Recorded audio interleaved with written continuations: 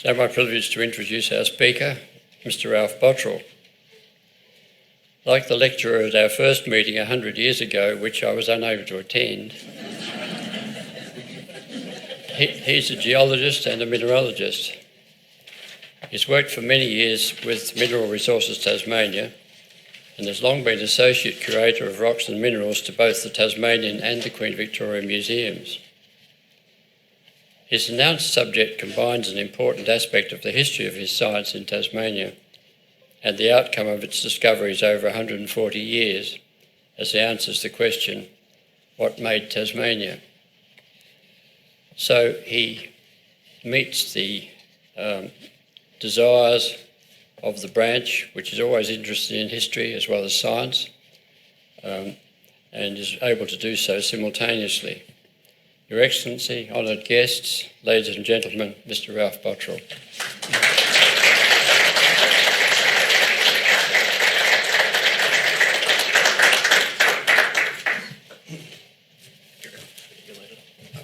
Thank you.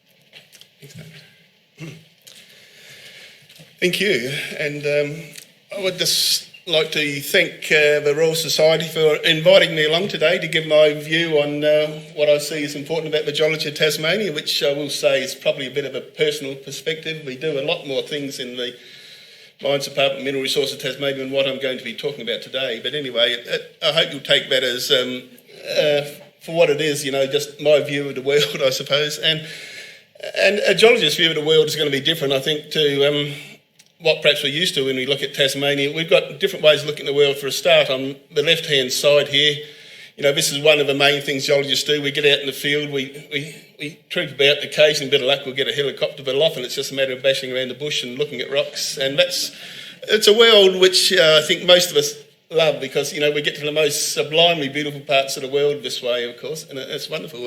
But there's other worlds we live in, and one on the right is another world, which is the world of microscopy. You know, we go out there in the bush, we collect rocks, bring them back, cut them by thin section, put them under a microscope. And the rock on the right is a rock we drive over every day. Most of our roads are made of this. It's dolerite. It's as common as anything in Tasmania. But it's a beautiful rock under the microscope, and it's a world of its own. But there's other worlds we live in too besides these I think, as a lot of scientists, I suppose, we live in a world of concepts, ideas, information, which we're trying to put together and build models, build ideas and look at it to see what does it all mean, how does it affect us all, how does it affect the community and the world at large. And I'm trying to just give you a bit of an insight today on what I see in my world as being of interest, and I hope you get it. I probably should say, just working to all the dignitaries, the Governor, Mayor, Mayoress and all, I probably haven't got I'm more used to being in the bush than I am to be wearing a suit and tie, and sorry if but anyway, just I am so amazed that so many people come to hear about geology, but I'm just a bit overwhelmed. So, yes, why do we study geology? It's, I suppose the basic practicalities are that we're surrounded by minerals everywhere we look, and mining is so fundamental, we take it for granted. There's a movement these days to say, we should stop mining, we need to stop mining coal, petroleum, etc. But everywhere we look, the buildings we're in, the homes we live in, the cars we drive in, our computers, our mobile phones, something like 60 different minerals go into making a mobile phone, which we replace every couple of years because there's a better one around, we throw it away. It's the same with most of our clothes and our cars. We keep over exploiting our resources in some ways, I suppose, but until we learn to refine things, we've got to keep on mining things to keep the level of, to live the way we want to live. We want to have nice cars and nice computers and nice houses, and so we've got to keep mining, and that's something we try to do in an environmentally friendly way as best we can. And what we try and do is, in the Mines Department, the Mineral Resources, is try and manage our resources. We try and work out what's around, what are the rocks, what are the minerals, what have we got, how do we best use it. can we make a mine here? Can we make a quarry there? Is it going to be an environmental problem? Are there going to be dust? Are there going to be asbestos? Are there going to be geological hazards? Are we going to have a landslip if you build a house on the side of this hill? And even soils, we need to know if the soils are suitable, and the soils relate to the geology. So there's a whole lot of things that geology provides input into, which goes to the government to provide the information they need to make decisions. And that's largely what we're about in the Mines Department. We gather information, we provide resources, databases to the government and to decision makers about what goes on. We'll say too that, there's, the green movement to say, we need to stop all this and go green. The problem is, even when we look at green technology, green energy, the wind farms, we need huge hundreds of tonnes of concrete to build those towers, steel, copper, aluminium. They all need to be mined. The same as solar panels. We should all have solar panels on a roof, but we need to mine the silicon and the copper to make these things. So it's no easy answer about stopping mining. If you don't want to live in a tree, we need to have mines to make the minerals we all live in. And that's one thing. But the other thing is, there's a couple of things too. I love minerals, and I've got a picture of a mineral there because one of my main vents is minerals, and you'll see a few pretty pictures of minerals because as a kid I just loved stones, and they're beautiful things. As a kid I picked them up on the beach and people would give me stuff, and an aunt and a grandmother who gave me bits and pieces of stuff which are just amazing, and some I've still got. But it was fundamental to me to sort of say, where do they come from? Because when I asked people, what does a rock mean and where does it come from? I couldn't believe these things would grow underground. You can't get a crystal growing in the dirt. That's just nonsense, and there's got to be somebody who must have made it, but it's true. And the more I learnt about rocks, because nobody could tell me, this is basically where I had to do my own research. In the days before we had computers and Google and stuff, I had to go to the library and look up books because that's what you had to do to find out things. And this just blew my mind because I suddenly realised that the ground we're standing on, and this was practically everywhere you go, at one stage it was molten lava, at another stage it was deep below the sea, covered in strange animals and plants which no longer exist. Other times it was thrust up in the mountains which have since eroded away to produce a land now which we look at it and think it's nice and green and we don't see the rocks. But there's a huge history under our feet we don't know, and we don't know what's 2 kilometres below us. We have pretty well no idea of what the rocks are, and that's just how little we understand of the earth. If the earth was an apple, we wouldn't have scraped through the skin. That's how little of the earth we really understand, and geologists really want to understand the world we live on. The world we live on is basically where we came from. Geologists pretty well all believe we've evolved, life on Earth's evolved out of the rocks. I need to get closer, do I? Right, yeah, sorry. And so mankind has evolved with rocks out of the earth. To understand ourselves, we need to understand the rocks. I think it's fundamental to us, to understand where we came from. And so that's what we did. So, and just as a little aside too, as I'm in a venerable museum, I just sort of say, from the point of view as a kid loving rocks, not having anybody to understand, my grandmother, I think at the time, said, I was getting a nice rock collection together, and she said, oh, you should take it to the museum, they'll identify it for you. And I thought, oh God, I won't listen to a little kid. At the stage I was 12 or 13, so I think it was about 13, I got my mum and dad to take me to the museum, and I went in my little box of rocks and I said, can you please tell me what these are? And I said, I'll leave them here and we'll get back to you. And a couple of weeks later I got a letter from the guy at the museum saying, oh, some of these are really interesting, we need to come and talk to you. So I went in and talked and said, you've got this fantastic thing here, where does this come from? I've never seen anything like it, I don't know. So he told me what most of the stuff was, and I decided he was probably a fantastic scientist, he knew so much, and he really blew my mind. And I told him about the stuff. He said this one rock he wanted that for the museum, and this was just fundamental to me that, gosh, here I am, a kid, I've got no idea what I'm doing, I've found something which is new to science. And it may not have changed the world, but that really changed my mind. It changed my mind where I was going at the time. I didn't know whether I wanted to, sort of do football or be an artist or what I wanted to do. But I thought, well, science is good because anybody can go out, find a nice rock and change the world, find something that's new to science. So that really put me on the path. And this guy was really good too in terms of science, but he told me, well, first thing you need to get a notebook. When you go out, write down what you're finding, what you're seeing. This is basic science, this is something we all learn when you go to university, but it's a basic thing to do. And the other thing he said too is, buy a couple of good mineral books and learn about it, and a few things like that. So that really put me on the track to study geology. And at that stage, I had a lot of the ideas. I was interested in everything, in nature and plants and things, but I thought, well, geology, nobody knows about it. I'm making some progress here. I've stuck the rocks. So some people would say I've never grown up, I'm still collecting rocks the same way I did 65 years ago or whatever, probably. But it's been a great journey, because I've made a lot of interesting discoveries, found a lot of new rocks and minerals, and I think I've helped put my pieces of a jigsaw puzzle together to the understanding of the geology of Tasmania. And so I've probably waffled on too much about it. I would just like to say, though, for those of you in museums, when you see a little kid come in with a box of rocks, we always say, yeah, but if they're keen, if they've got the passion, if they've got the curiosity, we should try and foster those people. They're the scientists of tomorrow, and we need to foster that. For tomorrow, we need all the scientists we can get to make sure Tasmania, Australia, is on the right path, and we need those sort of people. So, yeah, so that's... better get back on track where I was too, but anyway. So today what I'm going to give you is a bit of a personal perspective of where we think we are with the history of how Tasmania formed. And geologists see history, I think, slightly different to ordinary people. I think the average person, you say, what's Tasmania's history? And they sort of say, white man came a couple hundred years ago, and Aborigines came 50,000 years ago, and Tasmanians will say, well, 1.5 billion years ago, these bits of rock came together. So we've got a perspective, I think, which is probably different to the average person. But I think it's important, and I think it's important for people to realise, that Tasmania isn't just about its people. It's about its natural history, and it's about how we fit into that natural history and how we relate. And this is something I think the Aborigines have got, and white people basically don't get it. That we are part of our environment, we are part of the world we live in. That we can't just go in, develop it, mine it, dig it, cut it all down, do what we like. It's part of who we are, and we need to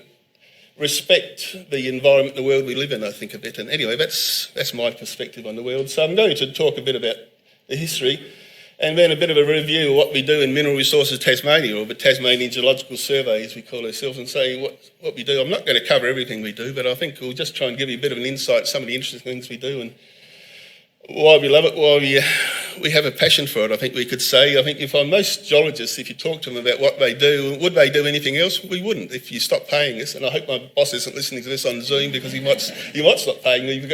We'd still keep doing it if we were paid or not, because it's just it's a great activity. We've got an opportunity to understand more about the world we live in, and we just love doing it. So it's a great job.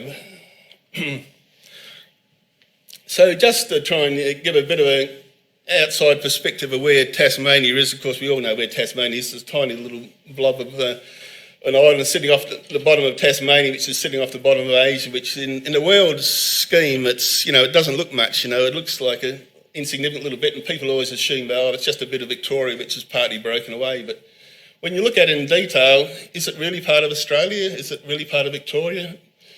Most of it probably isn't. Maybe a bit of it might be, but very little, we think. Recent work has suggested that it's probably a bit like the people of Tasmania. They've come from different parts of the world. They've come together here, and it's all joined together. But it's not necessarily part of the rest of Australia in a lot of respects. But it is now, but it wasn't always. So we'll show you how that's worked. And just to mention too that, because we'll be talking about mobile parts of the earth, we've got blocks of rock, we've got plates on the earth which move around, and Australia's moving northward at so many millimetres a year. I can't think what it is, but sooner or later it's going to crash into Asia, it's going to crash into China. Whatever you think of Asia, we're going to be part of Asia one day. It might be 100 million years, but sooner or later, whether they like it or not, we're going to be rammed right up into them. So it's the way it's working. So, just as I say, a brief history of the geology of Tasmania, which only goes back 1.5 billion years, which in terms of the age of the Earth isn't that big a portion. The Earth is about 4.5 billion, so most of the history of the Earth, I guess we could say we don't know what Tasmania was doing, how much of it was around, possibly not very much, but we can go through the last bit. So I'm going to describe the general basic history of the rocks, the main mines and minerals and resources and gemstones and a few things and what's going on, and talk about how it's formed and what we do to how we determine that it's this way. This is our ideas. Our ideas are changing all the time. And just bit of a quick rundown on the geology of Tasmania. They're just very, very simplified. We've got mostly older pre-Cambrian rocks up the west coast and on King Island. The pink ones are Devonian granites, which are incredibly important to our mining history, because these are largely related to a lot of our mines, like tin deposits and things, which are very important. Also got some older Cambrian rocks here, which are also very highly mineralised. The blue here is the Mount Reid volcanic belt, which used to be a volcanic arc, similar to the islands around the Pacific, the Ring of Fire, things like in Japan and New Zealand. There, a lot of volcanoes used to be there, and associated with those volcanoes was a lot of mineral deposits. And people here like Ross Large spent a lot of their life working on those mineral deposits, trying to understand how they formed. There's also some green and blue rocks here, which are part of the ocean floor, which got squashed into Tasmania as it was forming between different blocks of older rocks and bits of ocean floor, which just got spat up like two-faced onto the mountains, and that's an interesting story in its own. So, yeah, and there's some younger rocks here, which we'll talk about too, post-Devonian things, but there's a lot of complexity, as you can see. There's a lot going on in Tasmania. For a small island, it's one of the most complicated and mineral-rich islands in the world. It's, especially the west coast is one of the most mineralised parts of the world. So we'll just run through from some of the older rocks through, and I think I should acknowledge, this is from Jackie Halpin at the university. I should acknowledge here too, when I'm giving this talk, I've got a lot of stuff I've plagiarised from various people at work. You know, some stuff from the people at university like Sebastian Miffer and Jackie Halpin, and people like Grace and Mike and Andrew and Mark, Joanne, various people at work have helped me put this together. So I just want to acknowledge everybody who's been involved with this before I forget. They've been a great source of help. This is not just my own work, but so going through anyway, the parts of Tasmania, we've got parts of it which are 1.5 billion years old. There's parts of it which are a bit younger, and parts of it which are only about 1 billion years old. And it's very complex, this area. This is something we've been only really getting our teeth into in the last 20 years or so, I suppose. Before that, it was just mapped as undifferentiated pre-Cambrian, and we didn't have much idea what was going on. But now we're starting to realise there's a huge variation in blocks of rock of different ages going on there. So what does a Precambrian consist of? Well, we think it consists of literally little bits of microcontinents, little bits of island, bits of rock which have come from different places that have been pushed together, shoved together, and like a conglomerate basically into Tasmania there. And some of this stuff, we've got rocks here which came from the northwest of North America. If you go up into Nevada there into the Grand Canyon and go down the bottom of the Grand Canyon, there's rocks there which we've looked at which are practically identical to rocks in northwest Tasmania, and we've done sort of fingerprints, like a DNA analysis, but using zircons. I'll talk about that more later, and we're pretty confident that those rocks there were once joined up to Tasmania, and that sort of blows your mind, doesn't it? You think that Tasmania was in the northern hemisphere, but it does seem to be absolutely true. So most of it pre-Cambrian Tasmania, there's a lot of sandstones, siltstones, dolomites, dolostone, basalts, and quite complex. There's some major mineral deposits, some major tin deposits and magnetite deposits are hosted in these carbonate or dolomite-rich deposits. And if you go through the centre of Tasmania, places like Frenchman's Cap and the Western Arthurs and things, you see these beautiful white-capped mountains, which are largely pre-Cambrian quartzite, and they're some of our most spectacular geological features. And one thing geologists love to do is trying to do reconstruction. When you look at this, it looks like somebody's gone mad doing abstract art. And, well, we're trying to put together how we think this looked billions of years ago, and it's really a lot of arm waving, trying to reconstruct models. You can see bits and pieces, a bit of Australia up here. You can see bits of, it's a bit of North America here, and there's a bit scattered around, there's bits of Africa scattered around. This is largely a bit of North America, the Laurentia part of it. Bits of India here. And it looks like a complete mess, but we think this is how the Earth might have looked 1 billion years ago. And here, again, sort of showing another scenario. Bits of Australia, see bits and pieces all broken up. We're trying to put it together. Bits of Antarctica, bits of Kalahari, bit of North America. And this bit down here, it's called Vandyland here, which is sort of basically about proto-Tasmania. This used to be the west coast of Tasmania, we think, and this was attached to North America, and we think the geology here, matches quite well. But it's got dragged off and it's joined up to the rest of Tasmania by some very complex means and a lot of drifting around the world. So, anyway, just to show you some of the Precambrian rocks, one of the more interesting mineral deposits, at least in the Precambrian, is the Savage River deposit, which is one of our biggest metal mines in Tasmania. It's a magnetite mine. It's got a bit of copper and gold in it, but we only mine the magnetite, and it's quite a large deposit sitting out in the middle of the west coast, and it's one of the pits there. And it's not as big as a lot of the iron mines in Western Australia, but we produce a sort of a high quality. A lot of Tasmanian mining is almost sort of boutique style thing. We mine things at a smaller scale than some parts of the world, but we do it at a high quality, produce a high quality product, and the iron ore product here is of supreme quality, which gets a really high price, and it does well on the world market. So we're quite proud of that. There's other things in the Precambrian too, which are very interesting if you can find them. There's gold. There's a lot of gold through the northwest around Savage River, Corinna and places, and there's been a lot of mining for that. Nothing going on at the moment, but it's there. And some of these big nuggets here, you can see the size of those. Some of those are 7.6 kilos, the biggest one. So if you could find some of those, that would sort of just about make you for life, I think. And diamonds are there too, not in big quantities. And try as I might, I've never found a diamond yet, but we keep trying. So. Half the fun of geology is sort of just like treasure hunting. You go out looking for buried treasure, and sometimes you find it, sometimes you don't. And if you don't find buried treasure, you make a treasure map. You make a map showing where things are, and so geology is it's treasure hunting. It's great fun. So Cambrian, from about 500-600 million years, there's a lot going on. The Cambrian period is one of the most important periods on the Earth because this is when complex life really started to take off in a big way, and that's when a lot of things, all the trilobites and all the shelly fossils and things first evolved from about 550 million years or so, and things got very complex. But also, as well as life happening, there's also a lot going on in Tasmania. We had continental collisions. This is, I've been told this isn't a true depiction of what happened in Tasmania, so don't worry too much. But the fact is we had continental blocks crashing into each other. We had volcanoes happening. Things are being subducted, bits of the ocean floor are being thrust up on top of mountains. We had all sorts of interesting rocks happening here. This one is a rare mineral. The purple stuff is called stitchtite. It's a chromium magnesium carbonate, and there's only a handful of places in the world you find it. In Tasmania, there's just masses of it there, which tells you something weird was going on in Tasmania. There's something happening in Tasmania that just doesn't seem to happen elsewhere, and you'll find this a lot of things in Tasmania. It's very complex. So.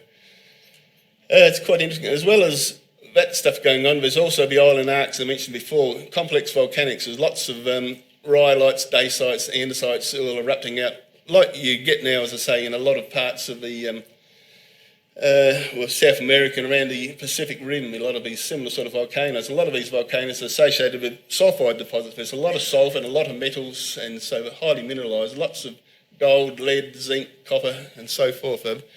World-class mineral area there on the west coast. So, and here's a black smoker on the sea floor, which is happening currently. And these were probably happening 500 million years ago in Western Tasmania, we think. And we're now finding remnants of these things around Mount Lyon and places. You can see deposits which we formed from these hot chimneys belching out piles of sulphur and metal-rich deposits, which form those big mineral deposits. And West Coast Tasmania, I said, is quite complex. There's a lot of mines here, and the major ones, the major Cambrian ones, Kew River, Hellier, Rosebery, Hercules, Henty, Mount Lyell, and I'll be just giving a quick run through on some of these mines.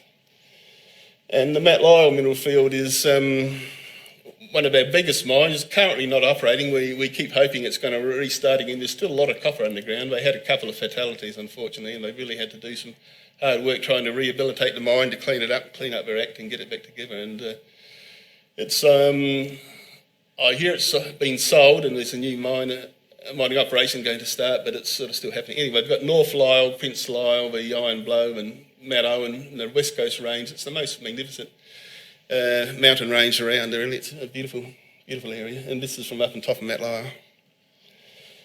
And Mount Lyell itself's got a great history. If anybody ever gets a chance to read Geoffrey Blaney's Peaks of Lyell, it's a really good history. It's a history not only of the mine, the area, the people involved, the prospectors, the miners and things, and there's really some fascinating history. There's a lot of really big technological innovation going on here. Like, this is the first place in the world they really developed pyritic smelting, and they had cogwheel railways to get up and down the mountains, and there's all sorts of things going on. But it's quite a mine. And this the smelters, of course, there's some environmental issues back in those days. I didn't sort of care too much for the smelters. These days we would have a lot more restrictions on that sort of thing. But it's greening up again if you ever go there now. When I first came to Tasmania, which is about 35 years ago, it was quite, the hills were red and brown and looked like the desert, and it's now quite green. So it's nature has its way of working things back to how it wants it. And just a few minerals just to show that it's not all about mining ore and smelting it. It's about beautiful minerals too for some of us. And, native copper is quite abundant at Mount Lyell, and that's there. But most of the copper is mined as chalcopyrite, which is a copper iron sulphide, and that's basically what they dig up and smelt the copper out of. Moving a little bit further north, the Henty gold mine, still operating. It's produced, 1 million ounces of gold, and it's still producing some. And it's, yes, if you like gold, there's occasionally a few nice specimens come up. It's not wildly common. It's quite complex because it's been affected, we think, by later Devonian mineralisation as well as the Cambrian. But it's a very interesting deposit. The Rosebery mine, one of the world's biggest lead zinc deposits, and it's also got a lot of copper, gold, it's barium, silver, and a lot of other things in it. It's quite a complex deposit. This is looking down from the top of Mount Reid over the Rosebery township there, and dams and things. And again, just a couple of minerals, and some of these minerals are really superb. I've got to say, rhodochrosite and weberite, which is quite rare, but beautiful big crystals that come out of the mine. And it's not just about economics. I think it's sometimes about our natural heritage. We've got to respect the beauty of that as well as the economics. So moving up north a bit further to Kew River Hellier mines, they were underground mines. They were open cut for a bit, and it's a bit of ore specimen there. Currently they're reworking the tailings, and this is something we do periodically. The first miners in an area sometimes work it for the most profitable elements, and sometimes people go back later and they rework the tailings, clean up the tailings, get more metals, get more gold and stuff out of those, and sort of hopefully clean up some environmental issues. And we're constantly in the process of trying to clean up and rehabilitate old mines, but also trying to recover as much money and economics as we can out of these. And this is on top of Mount Reid, looking over the Henty mines down here somewhere. But most of the roads and the dams and things you see are related to the hydro, but to just the country it's in, I was just going to say that's beautiful country, the West Coast Range through there, and it's a lovely part of the world to work in. Okay, after the Cambrian, after all the volcanoes finished, they did their thing, they settled down, and it became, the volcanoes basically eroded away, and the country basically subsided, the volcanic arc subsided under the sea, and it got buried by sands and muds, gravels, and this is mostly in the Ordovician. Some of these Cambrian age rocks, but a lot of it's in the Ordovician where you get these things. And some of these rocks, I just mentioned, this is sort of one of the favourite rocks for some of us. I know Keith Corbett too thinks it's a wonderful rock, the Yeoman Conglomerate. It's just full of big white blocks of quartz in a red matrix. This is Grace coming here trying to do some rock climbing, and she didn't get very far, but she's having a good go. And this is up in the Tyndall Valley. If any of you ever, up that way through the west coast, driving between Queenstown and Tulla, there's the Tyndall Road there, goes up to the Tyndall Valley, and these mountains are made of conglomerate pretty much, and it's beautiful. You've got Cambrian volcanics down here at the bottom, they've been glaciated, and you've got these drop stones of these Ordovician conglomerates scattered around. The geology there is just out of the world. It's just a beautiful place to work. And there's also a lot of mineralisation in those Ordovician rocks. I forgot to mention that, there's a lot of skarn type mineralisation with, tin, tungsten, fluorite and gold, bismuth, etc., and a lot of those rocks as well. But, so moving on to the late Devonian, about 400 million years ago, after a period of being fairly quiet, fairly quiescent, with not much happening, with stuff Tasmania being largely underwater, then suddenly we had a big mountain building event, which is what we call the Tabarabran orogeny. And this is important up and down the east coast of Tasmania. It was a major mountain building event associated with a lot of granite intrusions, and it was a fairly mammoth thing. So we do know that part of Tasmania at least was attached to Eastern Australia at this stage because we had that same sort of event, even though the actual timing is very complicated, and we think there's a lot more going on in Tasmania than perhaps other parts of Australia, but when you break it down to it, it's very complex everywhere. So anyway, there's lots of granites and there's lots of folding, and this is on Maria Island. It shows some of the old Mathina rocks there, which are tightly folded. They were basically formed as mud and sand at the seafloor, but after the mountain building, they squashed them up into mountains and tightly folded them and intruded them with granites. So the granites, as I say, caused a lot of mineralisation too. These hot magmas came and cooked up a lot of the rocks, and the heat and the fluids associated with them brought in a lot of tin and so forth, as mentioned.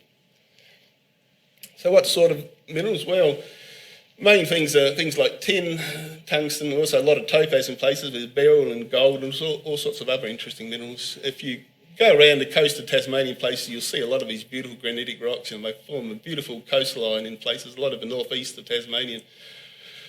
Places on the west coast too, if you know where to go, there's beautiful granite like Trial Harbour where this is, where it's just spectacular countryside, and these granites are full of little bits of tin and topaz and things if you know where to look too, and tourmaline. And so there's some of the main minerals, scheelite, topaz and cassiterite, some of the more interesting minerals you get out of these granites. And just showing where these tin fields are, there's a lot on the west coast, of course, but also a lot up in the northeast. There's a lot of tin scattered around, there's a few bits and pieces in between, and there's a bit on the Bass Strait Islands there as well. There's a lot of tungsten associated with it too. I've sort of separated it out here, but a lot of these mines have got tungsten as well. Also some right down at Port Davey too, of course, in the far southwest. And just to show a few pretty mineral pictures, this is some of the stuff out of the Renison mine. The Renison mine was one of the world's largest underground tin mines. It may still well be. I'm not sure the statistics of it at the moment, but it's in basically pre-Cambrian dolomites and things, and it's mainly tin, a bit of copper and other things there, but it's some pretty specimens have come out of there, fluorites and quartzes and things. It's, it's, as I say, the geological heritage in some ways is really interesting, a lot of these mines. And another one, Mount Bishop was actually the first major mine in, at least in western Tasmania and all of Tasmania. They found a bit of gold before they found Mount Bishop, but they were never very big. But Mount Bishop, when they found it, was one of the world's richest tin mines. It was these days when you mine tin, you've got to crush it and concentrate it and separate it, and it's a lot of hard work here. But stuff was so rich, they basically shovel up the tin and shove it straight into the smelter, and it was just phenomenally rich. It was an amazing deposit. That's cassiterite, which is the main tin ore, and this is how it looked when I first went there 30 odd years ago. Now they've got a big hole there where they dug out some more about 15 years ago. They had another operation to rework it and get more tin out. Another interesting mine is the Cara mine, which is, you can always call it another boutique mining operation that's hidden away. Nobody knows it's there, but it produces one of the most valuable magnetite concentrates around, and also scheelite. It's sort of at the back of Burnie. And it's been going for about 35 years or more, I think now, just very quietly. It employs about 30 people, and it's just, it's just what you can do by a small-scale boutique mine, which nobody can see it's doing any harm to the environment practically. It's a really nice operation. It produces beautiful mineral specimens too, of course. We've got some here. It's always lovely to visit. And Killiecrankie, a lot of you would have heard of Killiecrankie diamonds. I thought I'd better throw something in there. If you go there, it used to be a little industry. Back in the early 1800s, they thought they found diamonds, and so they shipped a pile of this stuff back to England and were trying to sell it as diamonds. And there's court cases and all sorts of things, and people realised it wasn't actually diamond, it was actually topaz. But they're beautiful diamonds, beautiful stones. It's a beautiful gemstone in its own right, but it's sadly it's not really a diamond. But beautiful granites up there. So anyway, in the Devonian, what was actually going on then? This is quite complicated, and I just thought I'd throw you in a picture of what we think was happening then. We think a major part of Australia is in a couple of parts. We've got a bit of Tasmania sort of stuck down here, but there's a lot going on. As you can see by the arrows, we think a lot of this rock was being pushed down. There's a major zone of movement, and a lot of the stuff in the northeastern Tasmania we feel could have come from right up here near Queensland in the Macquarie Ridge, maybe around, I can't remember the name of the spot there now, but offshore of Queensland. So you say this stuff has come a long way too. We've tried to match up this stuff in northeastern Tasmania with Victoria, and it just doesn't match. The geology doesn't seem to quite fit. So it's similar, but it doesn't quite get there. So after the Devonian again, we had that major mountain building event, and after that thing settled down, the mountains sort of started to subside. We had a huge ice age form. We had huge amounts of ice. Tasmania is basically covered in it. It ground those mountains down until they were pretty well flat. It was pretty well turned into a peneplain at that stage, a few little mountains poking out here and there. This was in the late Carboniferous through to Permian especially, and so for a long while we got a lot of mud being deposited from melting of these ice sheets, as these ice sheets are basically dragging rocks and gravel, sand and mud off of the mountains into the sea and depositing it. And that helped make up a lot of Tasmania actually. It's pretty common. There are a lot of fossils in it too, you know. If you look at these things, you find they're incredibly fossiliferous for something that had so much ice floating around. It's amazing how much is there. As the ice started to melt, we started to get more sands, and you'll see a lot of sandstone around Tasmania too, the Triassic sandstone. A lot of our older buildings are made out of this Triassic sandstone, very similar to Hawkesbury sandstone in Sydney. It's a beautiful creamy to yellowish coloured sandstone, which was very good in its own right, and also had a lot of coal associated with it too. So we went from freezing conditions into sort of basically subtropical conditions with a lot of ferns, tropical forests forming lots of coal measures. So that was into the Triassic. And there's a few fossils floating about too in these rocks. We thought it was a fish when we first found it, but it's actually turned out to be an amphibian, and there's a lot of amphibians and reptiles in these Triassic sandstones. If you look in some of the conglomerate beds, you find some of these things. So. Then after that Permian, we're now sort of getting up to about 180 million years ago, which is still a long time. So we've had a lot happen in a few million years there. But the Jurassic is notable for basically the dolerite, and we've all seen this rock. Anybody who's been to Ben Lomond, Mount Wellington, Tasman Peninsula, or an awful lot of other places, you'll see these big columnar structures, and you'll sort of say, wow, what is going on there? And that's usually dolerite, and it's a phenomenal amount of dolerite. Most of Australia's got next to no dolerite at all. It's fairly rare in Australia in general until you come to Tasmania, and Tasmania's just about made out of dolerite. It's just a phenomenal rock. It's very, very good for road building, construction and things, but it's a pretty hard rock too if you're trying to build a house on it, so you'll curse it a bit. But this was a phenomenal large igneous province which scattered around an awful lot of the world, and you find basically equivalent rocks everywhere from Antarctica, South Africa, South America, New Zealand. I've got, you think, basically similar dolerite there. From when all these continents were joined together in a continent called Gondwana land at this time, which is a mega continent again, and as it broke up, one of the first things that happened was a huge outpouring of lava from deep in the earth, which formed these dolerites, which came up into these basically wet muds and sands, and as it came up, it cooled and turned into these huge masses of dolerite. In terms of mineralisation, there's not a lot going on with it. Occasionally you find the odd rare bit of gold associated with it, but it's not very common, but it's certainly spectacular rock. So this shows you some of the reconstructions again of what was going on there. You'll find one reconstruction here, you can see bits of Australia there, sort of half it missing, but you've got major amount of dolerite running up here. We've got Antarctica down here, can't remember where it all is here, and you can see parts of it here too. Africa, India was up here, New Zealand was down there, and we got all the grey stuff was all doleritic rocks, and so you can see there's a lot of it here, and Tasmania's just at the tail end of it, so we just got a bit of it, and probably off the east coast of Tasmania New Zealand was probably there, and so if you want to match up the bits of rock like this with dolerite, you probably go to New Zealand and find the other half of it, I suppose, But yeah, so this was how it was, and as I say, this Gondwanan continent's broken up and dispersed itself right around the world since this time, which is, quite a phenomenon too. In terms of minerals associated with this, I've got to throw in what's often considered should be a Tasmanian fossil emblem, which is some of the petrified fern. This is found at Loon River mostly, but also in places on the east coast of Tasmania, other spots there where muds and sands had fossil wood and things, and ferns in this case. Most of these were fern, like tree fern type things, which are buried in the mud. And Jurassic basalts and things have come along, cooked it up and turned it into rock, and these beautiful rocks, just the most amazing textures, and people cut and polish these and make them into beautiful ornaments and sections and things, and they're quite a lovely stone. So after the Jurassic, I've sort of skipped over the Cretaceous thing. That's not important. There was some sort of subvolcanic activity in the Cretaceous too, about 60, 80 million years.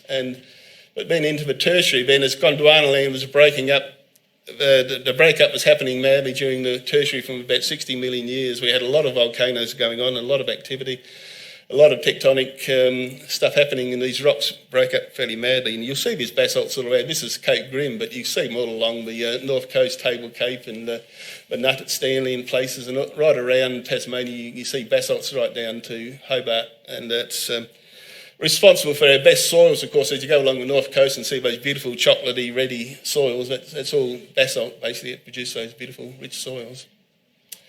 There's also some, bauxite deposits and some iron deposits associated with this event, and also some gemstones, which I'll just throw in too, because sapphires is another little passion some of us have too. But there's some beautiful sapphires found in Tasmania. They seem to be coming out of the basalt. And this is one where it's actually stuck in the basalt. It's actually crystals protruding out of a weathered basalt found up in the northeast, which people often used to wonder where the sapphires were coming from. So now we know they're coming up with the basalts. The basalts are probably bringing them up from older rocks formed much earlier, deeper down, and bringing them up to the surface where they erode out, and the people go up in these areas and they go panning and sieving in the creeks and the rivers and come up with these stones. With a bit of luck, you can cut them into beautiful stones. And the quality of the stones is as good as anywhere in the world. They're as good as Ceylon sapphires. They're beautiful, but don't always find it easy to find the big ones, but they are about.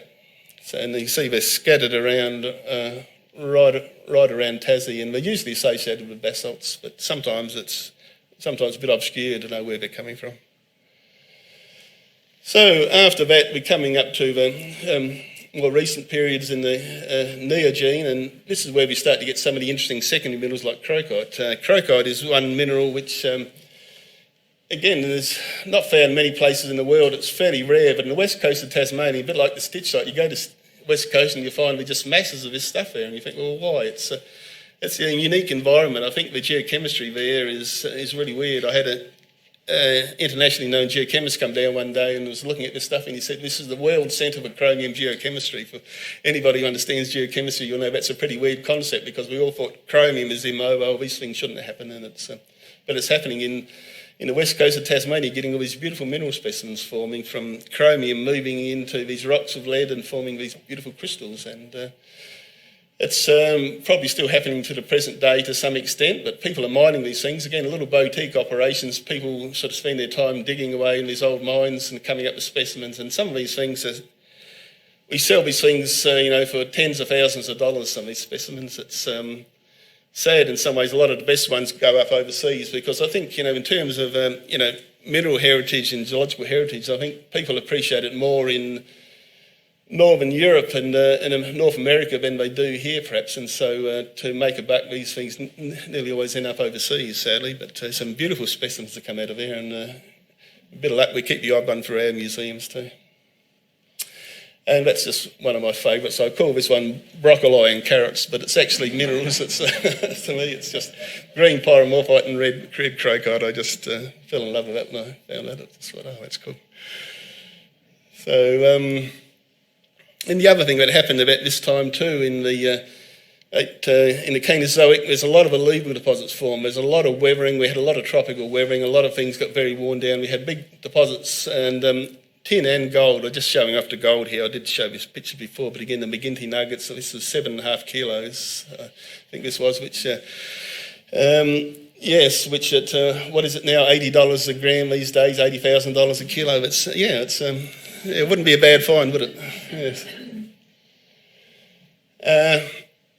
Right, so that's a brief rundown through the history of Tasmania as we see it to the present date from what we know. And now we want to explain, how do we know these things?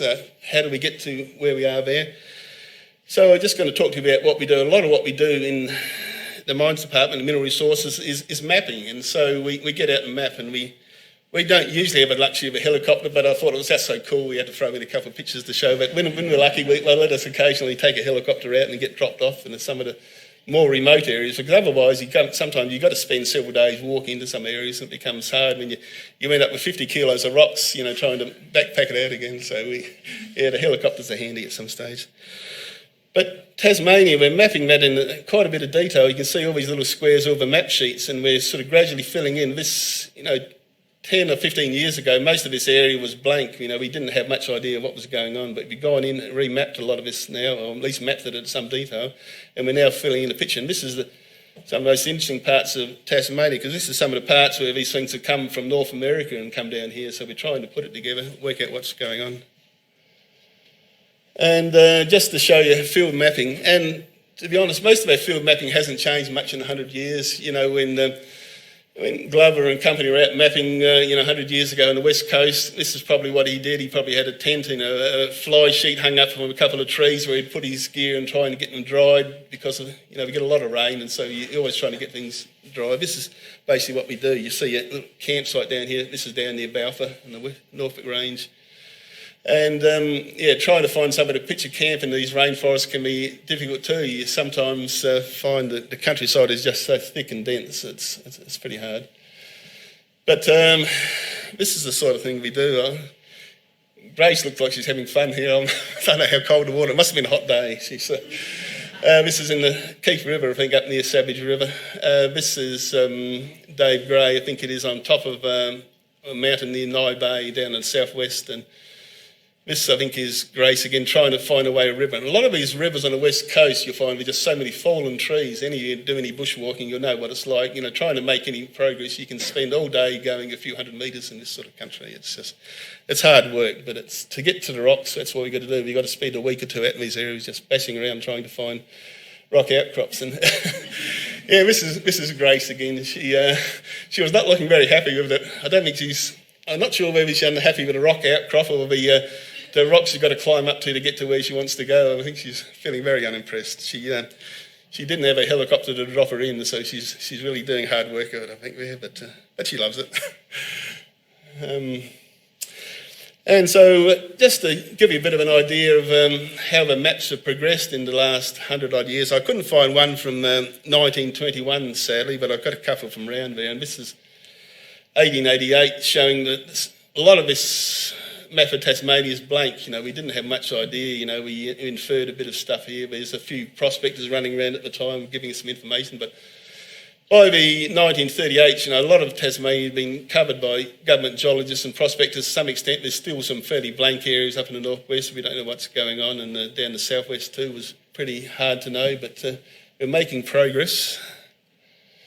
1954, even more progress. There's a bit of a hiatus really with the wars going on and things like that, but at 1954 things were starting to take off, and this is in a bit of time in the 1960s or so, the hydro started to take off. They started making a hydro dam. They started putting money into doing more geology and employing more geologists and looking at it. And the 1960s, you'll notice, of course it was the 60s, so it's a bit more psychedelic, which is, it tells you how the geologists were at the time, I suppose.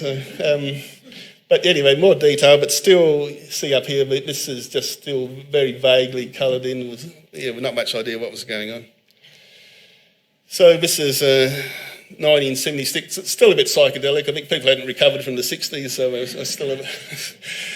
still getting over it. And this is just our latest map, which came off the presses just 2 days ago. So this is where we are now. And I don't know if you can see from there, but there's just a lot more detail in a lot of areas, and it's a lot more complexity we're putting in there. And you can see that a bit from the legend on there, just a lot more complex than what it used to be even 30, 40 years ago.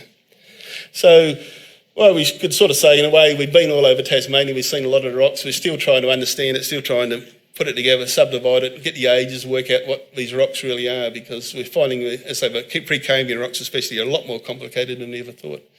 In the early days, a lot of the mapping was based on fossils, and they went through and they found a certain type of fossil. They say, it must be this age, but once you've mapped all the fossiliferous rocks, all the ones without fossils become a bit of a problem trying to fit it into their geology scheme. So using this mapping, then we can work out the age distributions and then work out how the rocks came to be. And just to show, this is basically a field map from the geologists when they go out. This is at Savage River there, and they draw up lines on the map. They try and map out outcrops. They sort of do traverses backwards and forwards over these things. They work out where the rocks change from one to the other, draw it up. They bring this back and give it to our drafting people, and they turn it into a work of art, basically. You know, I think it is a work of art to me, the colours and things. It's just beautiful how it all comes together, and you sort of think, wow, okay, that's what we do. And you look at the legend on the map and just showing how complex these things are, the different types of rocks and structures and things we see there. It's a lot of work goes into making these map sheets.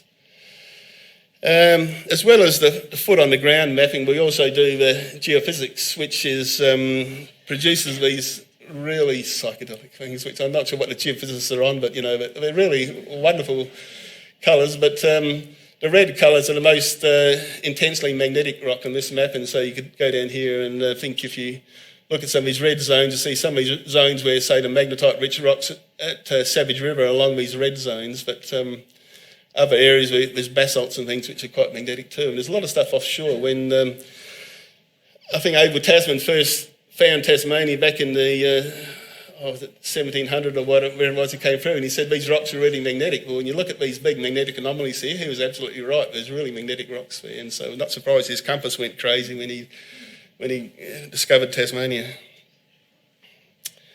So this is that same map, just showing the geology there, and you can sort of see these red zones here, these magnetic rocks coming through Savage River and magnetites and things. And so we can use these geophysical maps to try and help refine the geology, see stuff that's underground, you know, stuff that's buried under the soil of a forest where you can't get good outcrop, and it helps us to map out some of these rocks, and we can sort of see some of these, you know, red zones coming up around and think, oh yeah, there's major folds, this mineral belt goes up there, and helps map out granites and things too. So it's a very useful tool. It can be an expensive tool, geophysics, but it's really useful, and this is the sort of survey they do. Have a little very sensitive magnetic sensors here just flying backwards and forwards across the land, mapping it. This one's actually doing gravity, and gravity is good for mapping out the granites. The blue areas are the granites, and so it gives you a very good idea where they are. Interesting, there's a lot of granite on King Island which doesn't show up, which suggests that the granites there might be very thin veneers of granite rather than having deep roots, which is interesting. Just a few other things we do, just to say we're not just all the time just out sort of, you know, mapping rocks. We do look at geohazards. It's an important part of what we do too, and this is landslips. You know, a lot of you people in the north will know there's a lot of problems with landslips in a lot of areas where we've got very steep slopes, very deeply weathered soils, and when you chop down all the trees and try to put in a house, it always tends to fall down. So this is actually down the Huon Valley, but similar sort of things there, very deep soils. And when no trees hold it together, you know, a bit of rain and sometimes the whole hillside comes down. And so we're trying to map out the areas there so we can tell the councils where they can and can't build. And they don't always listen to us, but we try and provide the information. Well, sometimes developers have got more money than and just, I don't know, anyway. Other things we do is doing things like debris flows, and this is one which came off the side of Mount Wellington a while back, and it didn't cause any damage. It was in the forest, but there's one that happened, it was about 100 years ago, I forget the exact date there, but it swept all the way from the top of Mount Wellington down to the sea, down to the Darwin Entertainment Centre there in Newtown Bay, and there was not many people living here at the time. There's a few deaths, I think, but it happened now, but it could be hundreds of people could have their homes lost if it happened again. You know, these mountainsides are not always as stable as they look, and so one thing we try and do is get out there and look at the stability of these things. And similar way, sinkholes, you know, we've got limestone areas, sometimes the ground will suddenly disappear into a big hole. It happens occasionally, and lucky this one's out in the bush, but if this one was in an area where people were living, it could be quite devastating. And tsunami modelling is another type of geohazard. What we look at here is that the coastline and sort of see, well, if say there's a major earthquake in New Zealand or somewhere in the Pacific, what would happen? And we model how the sea would come in these areas where it would flood. And if any of you know Hobart, you probably don't, I should have got one from up north, but the sea level would come right up to Eastlands basically, and under certain conditions at a moderate sized tsunami, and this is other places, this is how much would be flooded. Unfortunately, a lot of this land that's flooded is people with lots of houses and shops and commercial enterprises there, which would cause a lot of devastation. So we're trying to assess, risk from these sort of geohazards.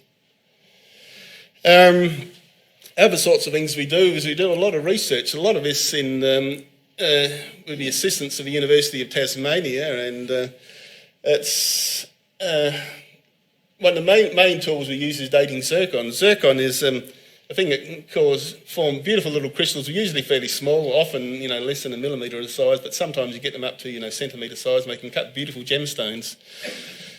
But to find these, a lot of rocks have these as just tiny little crystals. We separate them out and look at them under this is under cathodoluminescence under a certain microscope, which makes them all in beautiful colours. Normally when you look at them under the scanning microscope, they're just in shades of grey.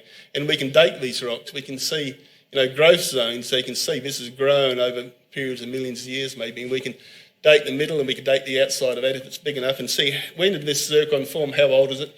And that will give you the age of the rock. A lot of our understanding now of these rock ages is by looking at zircons. We also use monazites and apatite and other things, but it's an amazing mineral for something. It can be a beautiful gemstone. It can really tell us how old the Earth is, and it's such an amazing mineral. It's a beautiful thing. I won't go into all the details about it, but it's a useful thing. What we end up with doing here too is, and I sort of promised to not to get too technical, but I thought just in case you understand, it's like a DNA thing. Anybody who works with medicine or knows about DNA, how you can match fingerprints or that sort of thing. And we look at different rocks and we thought, these two rocks, Armstrong Creek and Keith Schiff, they look very similar, they've got to be the same, but we get this fingerprint of zircons.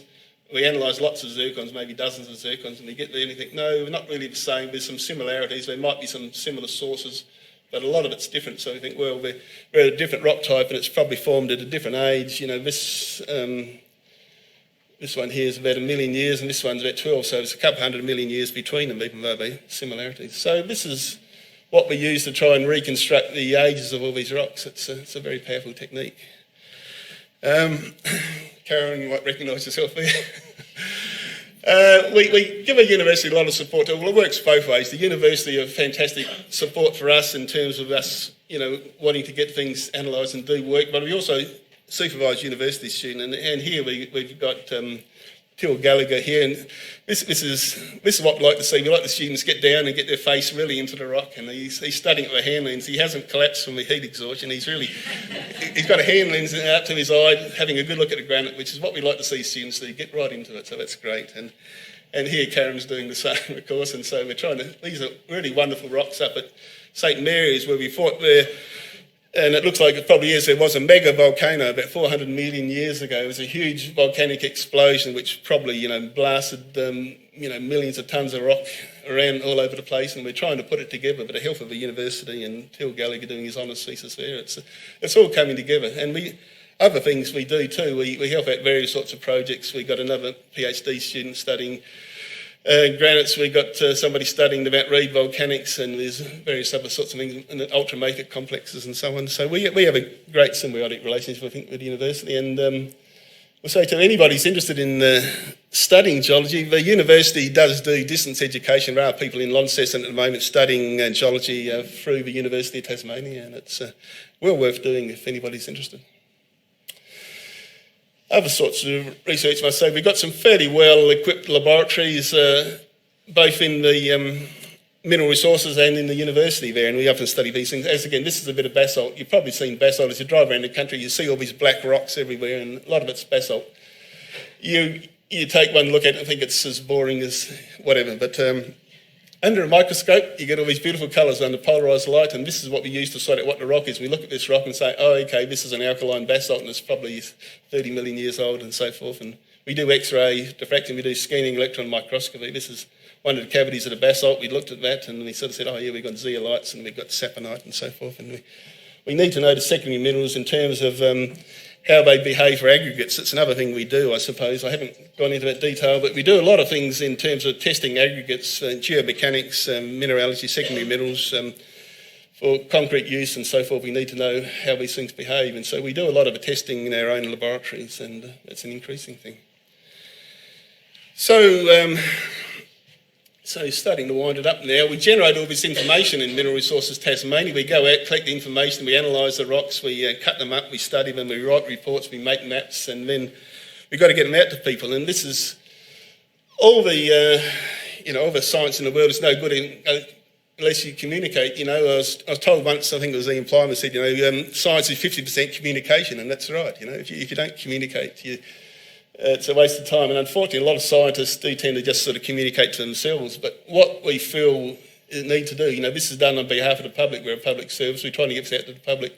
And nearly all of the stuff we produce is going into databases where it's available to people. If you want a map, a report, information, you can go in here and look. You look for old mine plans, you can look for analyses, you can look for rock test reports and so forth. And it's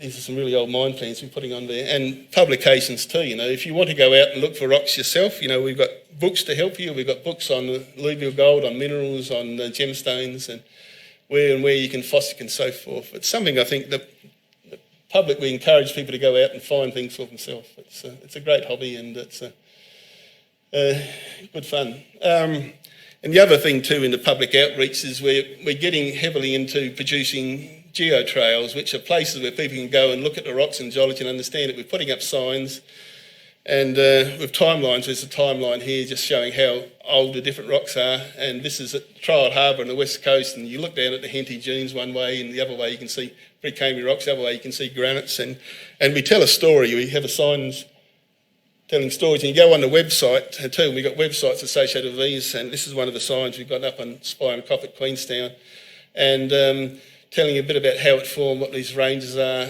and how they form. It's Grace again helping out.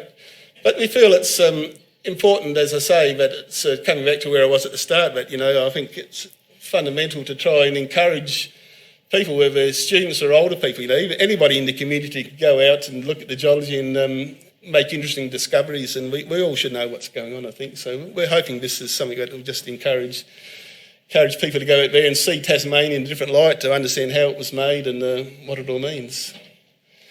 And I think just my last picture, as I say there, just everybody's seen these rocks, everybody knows these things are, wonderful columns, but does anybody actually know how they formed or why they formed or where they come from? Do people realise that the other half of this rock is probably over in New Zealand or somewhere? But that's just something I think it's important for us all to think about as we travel around Tasmania and just realise that an incredible history we've got under our feet. Thank you, everybody.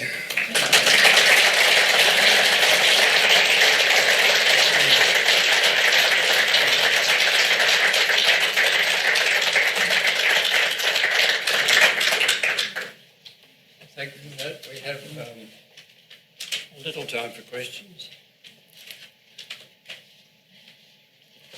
Can you confirm that the top hat was once a volcano out near the Northern Way, and it shows, of course, on the southwest shore?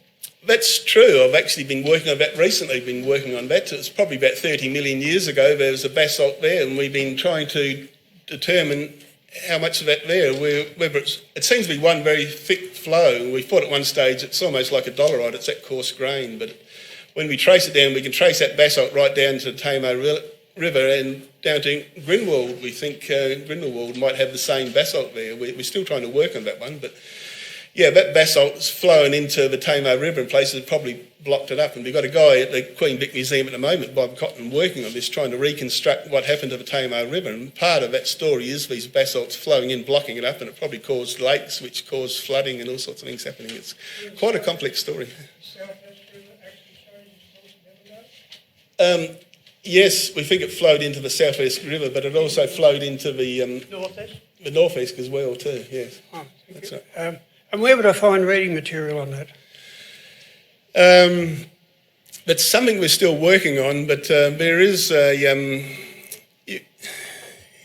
yes, I'm just trying to think. There was a paper published a few years back in the, I'm trying to think, it was the Royal Society of Tasmania, I think it might have been too, on the basalts, but there's also a paper coming out in the recent Journal of the Royal Society of Tasmania by Keith Corbett. He's written a bit up in the Tamar Valley, and I'm sure he's going to talk about that. He will have the references, I think, with probably be the most up-to-date reference. I was saying there's a lot of old papers and reports been done on it, but the stuff we did 50 years ago, I don't think we really knew what we were doing back then, so we've got a lot better idea now, better dating and things.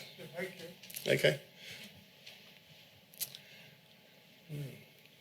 I'll go back to that again if you don't mind. Oh, sure. Particular quarry that's out there, Yep. Stoneway or whatever it is, you could actually see evidence of where the level of the ground was and where it is today, when they dig down. Well, yeah, I've seen the photograph. there's one quarry there, the Rayburn quarry, where you can go in there and you can see the basalts and you see there's a couple of different flows. And the interesting, there's one channel there, sort of right up on top of a hill there, and you can see this channel which has been filled up with sand and mud, and there's also logs of wood, blocks of wood in there, which have been old trees, which have been actually turned into, they've been mineralised, they've now turned into a sort of mixture of siderite and ironstone there. So you can see that how much that landscape has changed, because you're now looking at something on top of a hill which is sort of, hundreds of metres above where the current southeast river is. So, so there's been a lot of land movement there.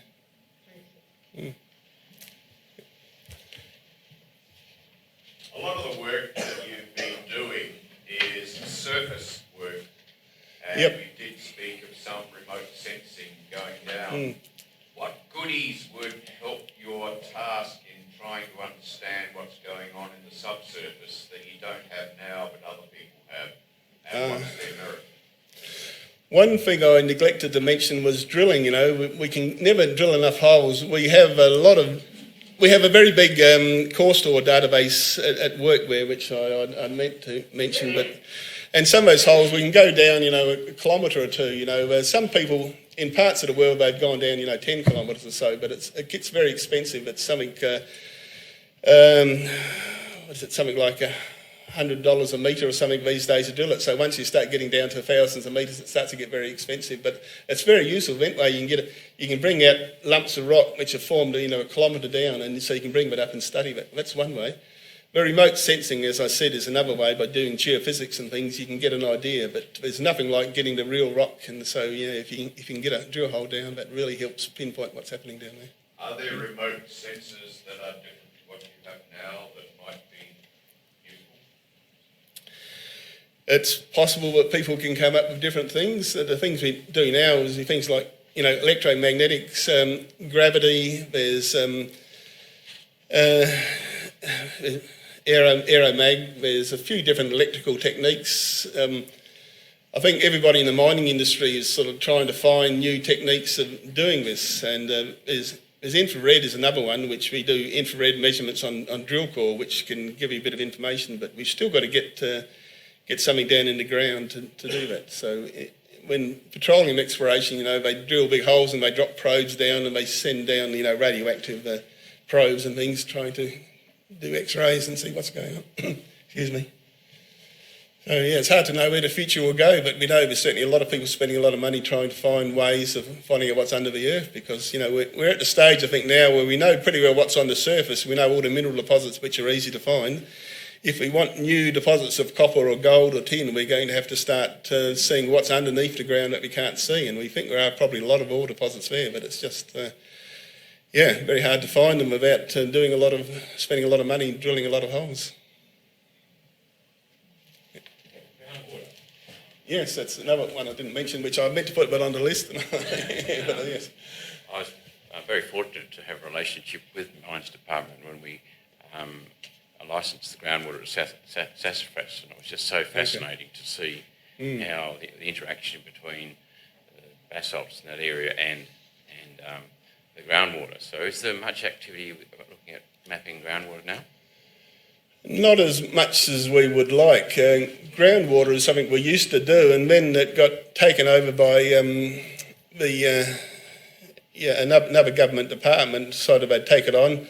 They've got one person looking at groundwater, and he's always complaining he doesn't have money to do it. He occasionally comes back to us and gets us to help out with some stuff, but it's considering, in terms of agriculture, it's one of the most fundamental things, providing water, It's something that the government just doesn't seem to have its head around, but we really need to understand our groundwater, because sooner or later some of these aquifers, they do run out. You keep pumping water out. It takes a long time sometimes to replenish these aquifers. So, it is an ongoing issue, but we know we're going to get in strife in some agricultural areas in the future.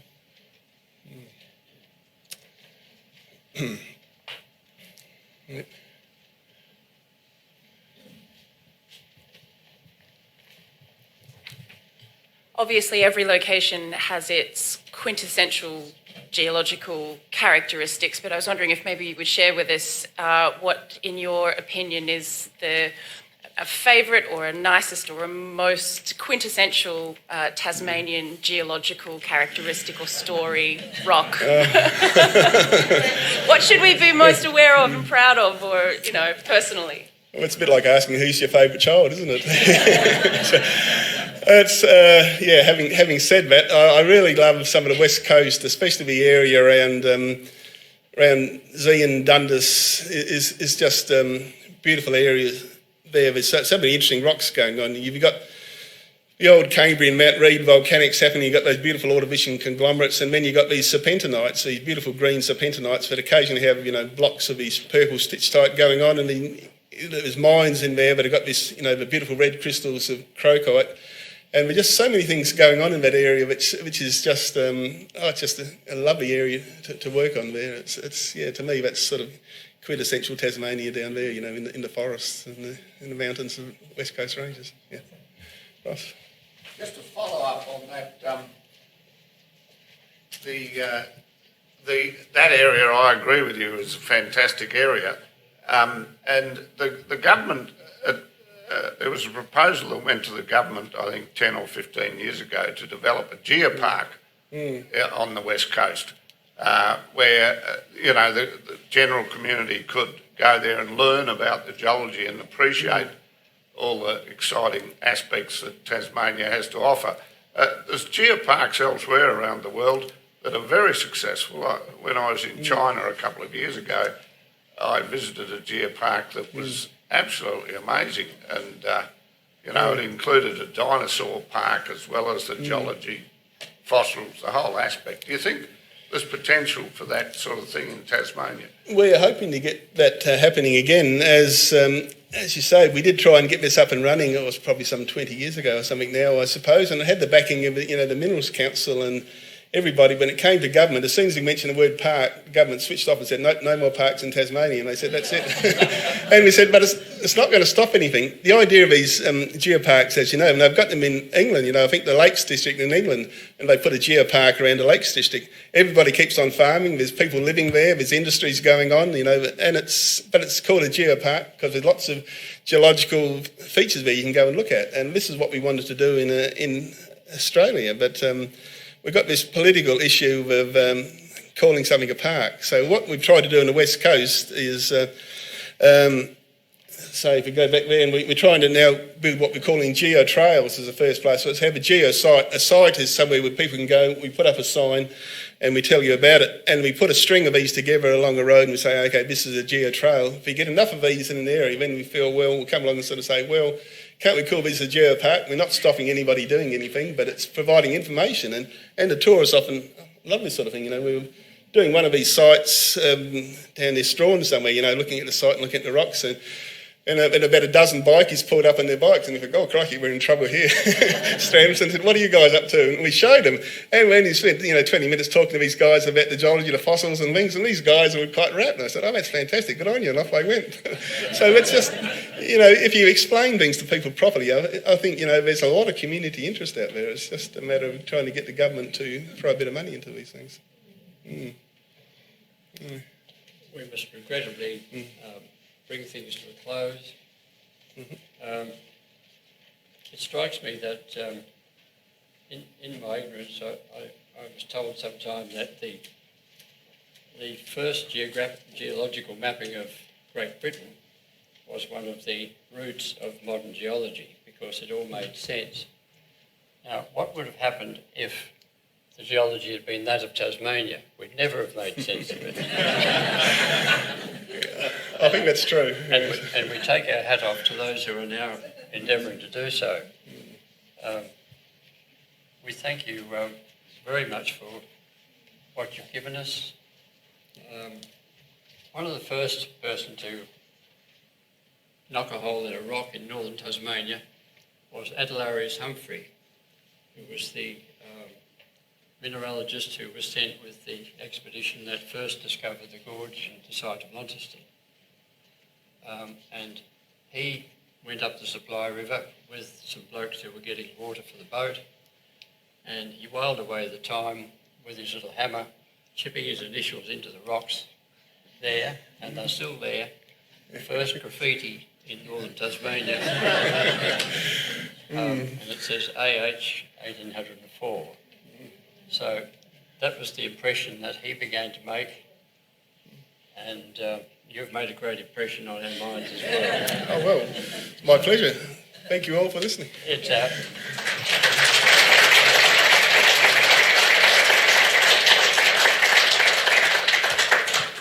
our practice to make some presentations to our speakers. Firstly, a certificate to remind you that you were here. This is a historic document because it's one of the last documents to carry the old Royal Society logo, which has now been superseded. So we present you with that. Thank you very much. We also present you with your own copy of the new journal, Oh, thank you very much. and it's a habit to give you one of the Society's publications. Thank you.